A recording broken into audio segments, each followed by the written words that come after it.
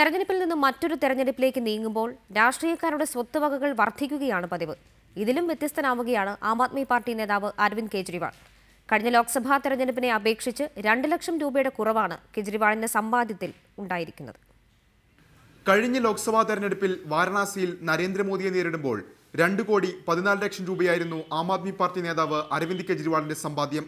എന്നാൽ അത്രയും സമ്പാദ്യം ഇന്നില്ലെന്നാണ് ദില്ലി തെരഞ്ഞെടുപ്പിൽ സമർപ്പിച്ച സ്വത്തുവിവര കണക്കുകൾ സൂചിപ്പിക്കുന്നത്. ബാങ്ക് അക്കൗണ്ടിൽ 4 ലക്ഷം രൂപയുണ്ടായിരുന്നത് 7 മാസം കഴിഞ്ഞപ്പോൾ 2,28,000 രൂപയായി കുറഞ്ഞു. ഭാര്യയുടെ കൈവശം 15 ലക്ഷം രൂപയും 60 ലക്ഷം രൂപ വിലമതിക്കുന്ന ഫ്ളാറ്റുമുണ്ട്. എന്നാൽ സമ്പാദ്യത്തിൽ ഇടിവുണ്ടായപ്പോൾ കേസുകളുടെ എണ്ണം കൂടി.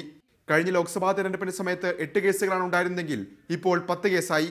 ലോക്സഭാ തെരഞ്ഞെടുപ്പിൽ പരാജയപ്പെട്ടെങ്കിലും കോൺഗ്രസ് നേതാവ് അജയ് മാക്കന്റെ സ്വത്തുവകകൾ 7 മാസത്തിനിടെ 6 കോടിയിലധികം വർദ്ധിച്ചു. ആദ്യമായി തെരഞ്ഞെടുപ്പിൽ മത്സരിക്കുന്ന കിരൺ ബേദിക്കും ഭർത്താവിനും കൂടി 11,65 ലക്ഷം രൂപയുടെ സമ്പാദ്യമുണ്ട്. ദ്വാരകയിലും ഉദയ് പാർക്കിലും ഉത്തർപ്രദേശിലെ ഗൗതം ബുദ്ധ് നഗറിലും 6 കോടിയോളം വിലമതിക്കുന്ന ഫ്ളാറ്റുകളുമുണ്ട്.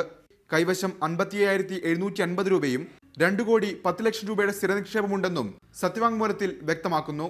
റിപ്പോർട്ടർ, ദില്ലി.